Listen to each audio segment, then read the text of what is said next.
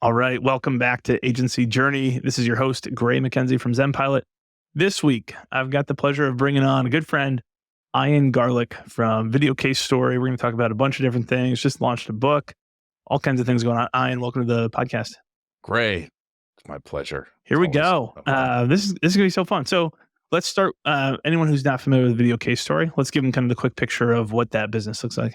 Yeah. So we've been doing video marketing for about 15 years, a lot of YouTube, pretty heavy. We've worked with all sorts of industries, started in legal marketing, grew out into working with other consulting firms and other agencies. We work with a lot of agencies. A lot of ones you probably know, the big ones have come to us for video strategy. And we rebranded as Video Case Story, really separate the product out. We still do other types of videos and YouTube marketing, but really starting with customer stories across anyone we found is the place to go. And I mean, it's not this miraculous thing that no one talks about. If you read scientific advertising or any of the 100-year-old marketing books that talk about know your customer inside and out. And that we just layer on the fact that we collect these videos and create a strategy around it, especially YouTube based, and then work with partners like other agencies on distributing the videos, distributing the stories, improving websites, running PPC. So yeah, that's us. So, and you've helped us with our video strategy, which has been super helpful. So we got firsthand experience kind of getting Ian's eyes on what the heck we're doing and where we're screwing it up. One of the things that has happened a couple different times internally and with other folks who I've talked to is people say, have you talked to Ian over a video case study? Like, no, it's Video Case Story. So, and I would assume there's people listening who are like, why do you say case story? It's a case study, but you get a good reason for that. Yeah. Can you explain the difference? Here, I'll tell you one, just super simple. What's the last case study you remember? Right. No one remembers studies, they remember stories. And I think this is super, super important in the agency space for several reasons. The number one reason is people remember stories. We get people buy with emotions. We all know that. I had Paul Zak on my launch. He wrote part of the board for the book. He did all this neuroscience study and wrote this amazing book, Immersion. And he talks about the ultimate branding moments happens at the high point of emotion. And so if we're focusing on that emotion, we focus on great storytelling, you have this amazing branding opportunity. I don't like the word branding generally, but it's the truest sense of the word. People remember you. So that's the number one reason. Collecting stories improves every part of your business. Simply having a case study doesn't, right? It's like, and there's several reasons that becomes actually almost onerous on your business. As you grow, one of the things we talk about in the book is the case story flywheel. You get bigger clients, right? You get better clients. And now all of a sudden, the case study that you talked about where it's we grew them from, $100,000 a year in ad spend to $500,000 a year in ad spend, or we grew them from $1 million agency to a $1.5 million agency. It's well, I'm spending $1 million a year. I don't want to work with that guy. So that case study's gone, right? Instead of the story of how you transform someone's business. And so that's why, and people remember it. You get better data, you get better information. You talk about the transformation, you guys have transformed a lot of businesses.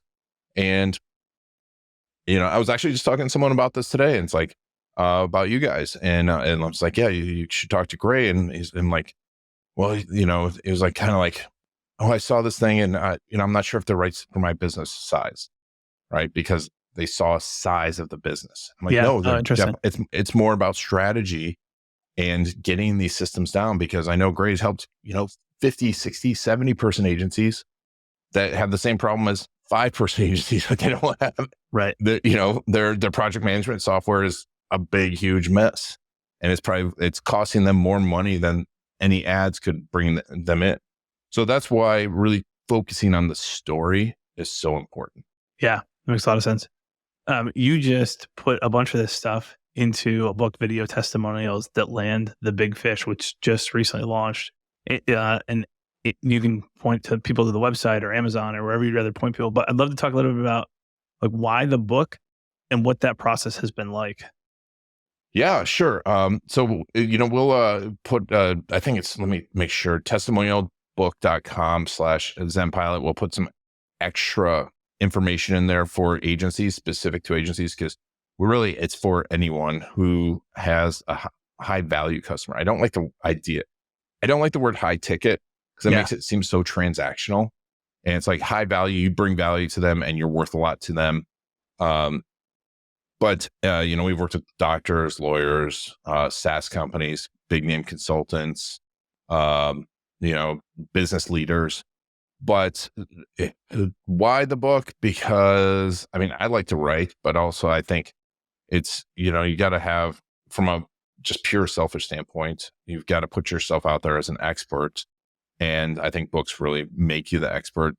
And writing the book, it makes you think about what you do. And a lot of people are like, well, I'm just going to get a ghostwrite. And I'm like, well, you should have a process and work with someone who does more than just ghostwrite. I think it improves what you do. It definitely constantly. The hard part about the book was like, I'm like, oh, and I'm writing this. I'm like, we should probably change that little piece and we should do this a little bit different. But it's our complete process. Because I wanted people to see like our process is extensive. And this is the most important part of your business is your customer stories. Because that's what you sell with, that's what improves your business. And so I want people to realize there's a specific process to thinking about them, collecting them, crafting them, delivering them, improving your business with them. And just the overall process was, I've been working on it for like 5 years, some version of it. Wow. And I had a few different people help, and then Michelle Prince at Performance Publishing and her team helped me take it across the finish line, which you need a team. I think a lot of people are like, well, I can do this myself. I'm like, I've done it before, and it's just so much, towards the end, you just freaking hate the thing, no matter what. Right. I've talked to so many authors, they're like, I just want this gone. I read it, and I'm like, it sucks. And like, you find every problem. But, and from a higher level strategy, we want to drive more people to our YouTube channel. So we have a lot of QR codes in there. I want to provide a ton of value to people and, and demonstrate some of the stories in a single place. Yeah, that's awesome. Well, how long did it take you to write the whole book? You said you've been working on it for years, but kind of like the start to finish of creating this version of it. This version, probably about 8 months, because it was more whittling down and improving. I did a lot, I talk about that too. It's like, in the launch group, because I did a launch group, which I think is super important, and got feedback, and thanks for being part of it. Yep. But, I started with, when I got to this point, like, let me just talk through, and I recorded audio, transcribed it, rewrote it myself, and improved upon it. And so it took about 8 months, just because as we're doing it, I was improving the processes. Yeah. So I'm like, oh yeah, I need to change that. And, or we'd get another story. Like, I was about 3 weeks away from publishing, and Kasim over at Solutions 8, was talking about how they had an 8-figure exit, and they were writing $200,000 a month in YouTube ads. And their number one retargeting video was the case stories that we created for them. I'm like, got to kind of put that in there. That should probably be included. So that was kind of stuff that was happening. But it's a lot of fun. Yeah. Now looking back, and now I'm having fun marketing it. My parents talk a lot about, have you ever heard about the 2 types of fun, like type 1 fun and type 2 fun? No. I might have told this story on the podcast before, so I'll give you the quick version of it. Type 1 fun is, the typical fun. It's like fun in the moment. Type 2 fun is the fun that is not fun in the moment and is fun later in reflection. So my parents were talking to me about they did this 70-mile like backpacking hike a couple years ago with some of my younger brothers. And, everyone had blisters and it rained on them and whatever else. Like not fun in the moment at all for most of the trip, but they have such fond memories of it. And so it's type 2 fun. All my life, they've told me about this. And I'm out like digging ditches growing up or whatever. And they're like, hey, this is going to be type 2 fun. Like, you're going to be proud of this down the road. And I was like, no, you guys are making this stuff up. I Googled it not that long ago, and someone actually wrote, it's not their original idea. This actually came from somebody else. And they talked about like 3 types of fun. And so anyways, I thought that was kind of funny that my parents. Wait, so there are 3 types of fun. It's not fun at all, but while you take pride in having done it, you'll never voluntarily do it again. Yeah. So anyways, I think writing a book is probably a good example. Like most of the people I've talked to who've written a book are like, they fall into the type 2 type of fun out of the experience. It's so exciting at the beginning, and then like halfway through it gets a little, and that last like getting over the finish line is the worst. Yeah. You kind of hit on something that I have a lot of conversations around, which is I talk about process documentation and improvement as like, hey, those things will always go together. And we get people who are like, no, this is gonna be too expensive if we, allocate time for improving it too. Like we've got good processes, let's just do it. Let's just document it and get it in there. And the conversation is like, it's not going to happen. Once you start writing it out, it's going to be so obvious. It's going to hit you in the, like jump off the paper or off the screen and slap you in the face. And you're like, oh, I don't even know why we do it this way. There's clearly a better way. You will improve it if you document it. Oh, 100. Literally, I was doing that this morning, and I'm like, oh, and I adjusted something else in our process, and it's like just wrote it out again because I was going to verbally say it, and then I'm like, let me write this down because I just had a feeling about it.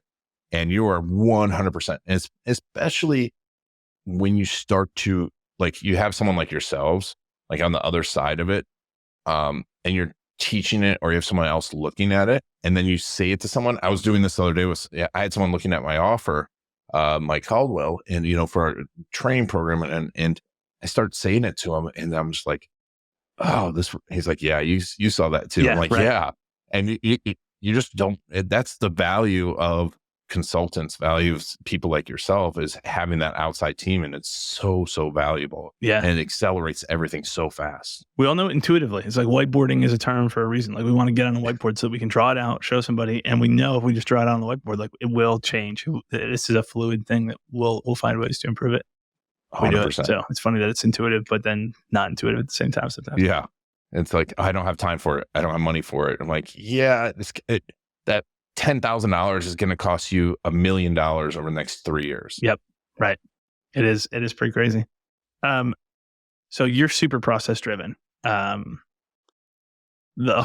talked about how this is the book is kind of the encapsulation of the process at this point in time, but you're also in the middle of launching a book and running a business and busy time of year and kind of, working on future projects. You're also working on a partner program.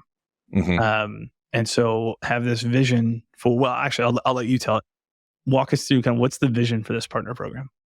Well, so we've had partners in the past, and what I want to teach people is our strategy. Because I've worked with so many agencies that I'm like, so tell me about your sales process. And if someone says, and like hesitates at all, I realize they don't really have a sales process. And I'm preaching to the choir, right? It's like, tell me about your process for this. So like, well, let's see. And like, so it's the process. This process has been really like 17 years in the making in some way, shape, or form. And so it's constant evolution. There's little tweaking, and it's so powerful. And what I love about it's so powerful on both sides. It's powerful when you work with a client because it gets them across the finish line faster, get some better results. And really, and everyone's like, well, where should I use these? I'm like, it really should affect everything an agency does, whether you're a trade show agency or you're a local agency. And not only will it improve what you do and improve your results and make you able to sell stuff faster, it transforms the lives of your clients, because every time like we start to collect stories and I hear this and they're like, wow, I didn't know that about the client and the customer. And I just want to impact more people. And I wrote the book. Most people aren't going to read the book. And I think the small percentage that read it will be a little overwhelmed because it's a process that someone needs to guide you through. Like you guys, right? There's certain people that probably can do all of their processes on their own. And they're so small. A fraction of people. And that's where I want to have guides that can really help people and then improve agencies' business, because it's like, really, I'm like going through the numbers. It's easy for an agency not only to close faster, but also add recurring revenue. We retain clients for some of our clients for 12 years because of this process. And, and you get so close to them and so close to their customers, and you know so much about their business, and you get them amazing results. Because also, how many times, I'm sure you hear this from agencies, like you send over a website or you send over content and people are like, ugh. They're like, no, this isn't right. But if you send them a customer story, and if it's a good one, testimonials kind of don't do it, but a great customer story, you send it over to them like, oh my God, Yeah. this is amazing. And they love you. And I want other people to experience that. That's awesome. How do you, like, when you're launching something like the partner program, how do you figure out like who leads this? How do we staff it? How do we look, kind of what's your process of building out a program like that? I went to some of the experts. People who have done it before, looked at it. I'm lucky to know I've been through like so many partner programs. Yep. And it was a lot of it's like, I didn't like that. I didn't like that. I did like this. I did like this. I like this person. I didn't like that person. And also it's, it's constant improvement. It's just like, and I'm running it to begin with. And I've talked to Alex Glenn over at partnerships.io, I think. Yeah, partner program. Or Partner Hub. I forget which one it is now. Sorry, Alex. That's Alex. okay. Partner programs and Partner Hub is the product. So yeah. So, and he has a lot of great advice, and my friend Corey Snyder, and partner leaders, and then just the end user. Like, what do you need? What do you want? And looking at that and going, how can we best serve you? And so I'm figuring out what each role is, what the person's doing, what the outcome is, and trying to figure out who will do that down the road. I want to keep it pretty lean. This isn't something I'm going to have thousands. My vision is like maybe 100 partners. Yep. I want it to be a tight knit community, awesome people I love talking to, like yourself, that have fun. I hop on. I'm like, oh, I'm excited to talk to them, excited to help them. That's why I want to keep it. And if it gets too unwieldy, or I'm like, I got to hit these numbers. Yeah. Then I lose that. Right. That makes sense. What for folks who are interested, who are like, hey, this, this jives with the services that we have. It's complementary to what we do. Reach out to you. Kind of what's the best call to action for those folks? Yeah. Reach out to me. You can connect with me on LinkedIn. Obviously pick up the book and, get the emails, but you can email me at ian@videocasestory.com. Connect with me on LinkedIn. Those are the best places, or, tag me in a post and be like, I want in. That'd be awesome when you all viral. No. Do it. Right. Sorry. Keep going. Go ahead. Finish that one, and then I've got a question for you. I to be honest with you, it's pretty select right now because it's like hand outreach. Yeah, right. We're only doing one partner in each market. Yep. So it's not like if you are in the legal market and you're working with personal injury attorneys, there's gonna be one partner and that's it. So it's kind of hand select right now. But I'd love to talk to you and see what you're doing. And if it's not a perfect fit, we can help each other in other ways. Right. That's awesome. What's your favorite, like, hey, here's my actual tip from the book. Here's what people should be doing to get started with it. Now, I've never, for the agency owners, like, I know we should be doing this. This all resonates, but we haven't done it yet. What's the starting point? I think the real starting point is what I've said. It's right in the beginning of the book. And I just did it today for us. It's dedicating 30 minutes a week to your customer stories. It seems like it might be a lot. Like, it's your customers. It's the people you're serving. It's how can we improve our customer experience and also collect more stories and how we use it. You dedicate that time and then run through the system. The system is step by step, and you start to collect you do the tackle box system, which is the strategy system, where we talk through your customers. Just like talking through your systems, when you talk through your customers and talk through their stories, you start to see these patterns. You start to see all these things, and then you're like, oh, we need to collect more of that, or we need to really talk to them about this. And if you run through the system, I promise you, even just doing the tackle box, very few, I've had a few people now have super aha moments, but I've literally helped people develop entire product lines just talking through their customer stories. Yep. But then you collect them, and now if you have 30 minutes a week, like, hey, let's put this little post out about this story, or let's talk about this story. Right. That you can sell literally with nothing but customer stories. Yeah. What do you think? I don't know if I've ever thrown this one at you before, but in an agency that's a little bit, someone who's 10 plus people, and the owner who's probably still the face of the business in some ways, or, is doing some of the selling, Mm-hmm. They are out of delivery. They're not doing the actual client servicing, and maybe are looped in, but maybe not looped in on what some of the biggest customer wins are. Do you ever see a world where that makes sense to push that to like a head of delivery, head of client services, and say, hey, you're in charge, like part of your job is giving me back these video case stories basically from customer wins? I think 100%. I think, that's where, hiring a company to help you with that. And we still do it. Yep. So hiring a company or putting someone internal into it. I did a podcast with Jotform, and they've been doing this for like 8 years. I forget his name, and I'm sorry. But they have someone who's 100% dedicated to this, and that's their internal job. Now that's a 15 million user company, but the point being, I would 100 have like your head account manager or client experience person doing that. The one thing is, if you're collecting them in house, make sure the person collecting and doing the interviewing is not the person who's directly working with the person. So it's kind of like, I always say this is, it's kind of like going on a date and then asking the date how it went. Right. Like, I want to interrogate you about the date. Yeah. But yeah, I think, but even so, even if someone's collecting them and crafting them, 100% the owner needs to be listening to them. Yeah. And that's one of the stories I talk about a lot in the book is Walt Disney. He was about to die when he was like 60. He was 62 and he was still walking the park. I mean, he did this up to like 3 months before he died. And he died of lung cancer. It was horrible. And, but he also had all these other injuries, all these other problems. And he was the most famous person in the world. I mean, pretty much like he makes Taylor Swift look not too famous. And, and when we think about it, like everyone knew who Walt Disney was, and he would still walk the park and listen to people's stories. So, I mean, if he made it that much of a priority, I think the rest of us can do the same thing. Yeah.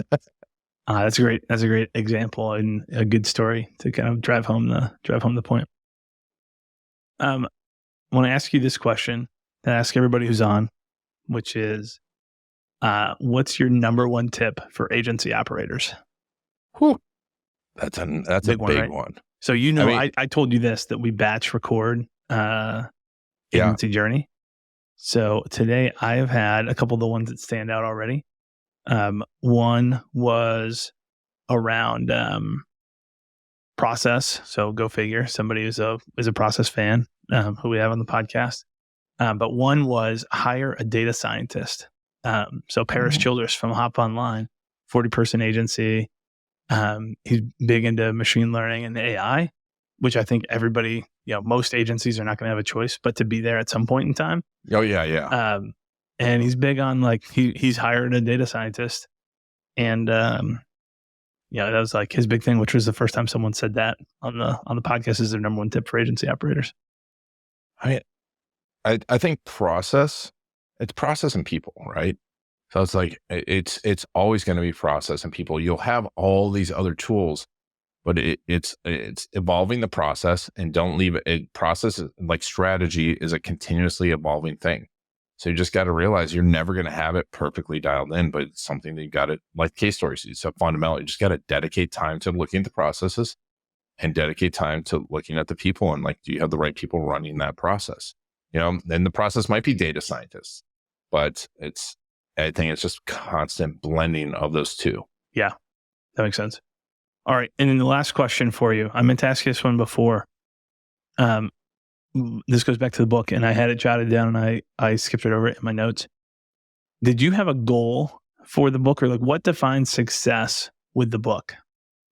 Oh, that's a great question. For me, success for the book, I was like, I didn't care about bestseller status. And it was like, then it came out. And I'm like, I need to get number one. And, and then drive.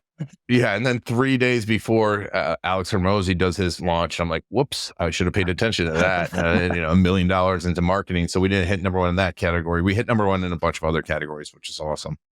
I kind of want it to be a perennial, really good seller. Yeah.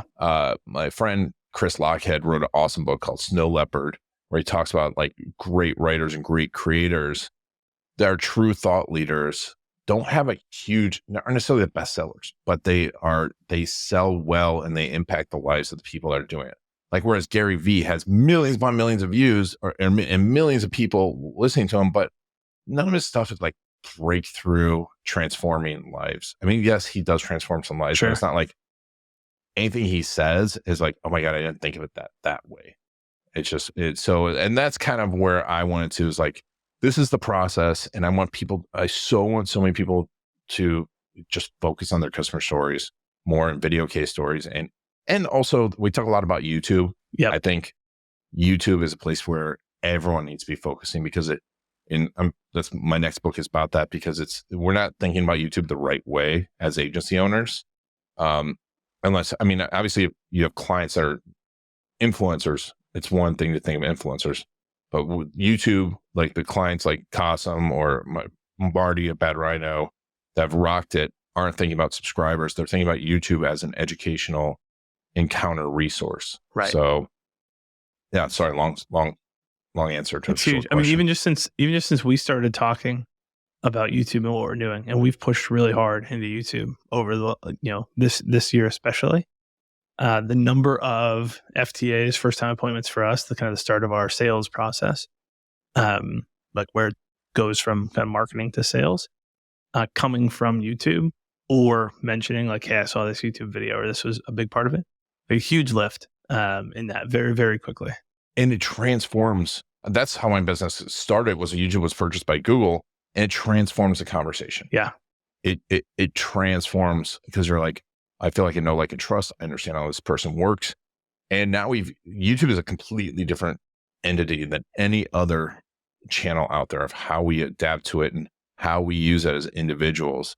And I think it's just such a huge opportunity to amplify everything you do for your clients, and not necessarily look at the big numbers as much as look at the big fish and like talking to those. And I mean, one of the things I've just wrote about is, you have the DIYers, but before that, you have the people that just want to be entertained. Yep. And so many influencers just go for the people that want to be entertained. And you go for those numbers like Mr. Beast, but those people aren't going to do anything with you. And then you have on the other side, get me the best, what I call the GMB or GBM or GMB. That's right. Yeah. And give me the best. And those people won't subscribe. They probably won't comment. They'll watch, they'll consume. I have so many of those people that come to me like, I've been watching your videos. They have never subscribed. They're on my list. They're, but they will come in and drop $100,000. Yeah. Like it's nothing. Yeah. It's a huge, 100% the lift to, so just to pure volume, like number of deals coming in is increasing, but at the same time, the quality of those conversations is showing up in deal velocity. So shorter time to close, and then close rate increasing as well, just because people have more trust, have more questions answered ahead of time. And I think everyone's hesitation is like, I don't want to give away the farm. I don't want to give away it all. You look at you and it's like, hey, here's my entire process all in 150 page. Like, here's the book that walks through the whole thing.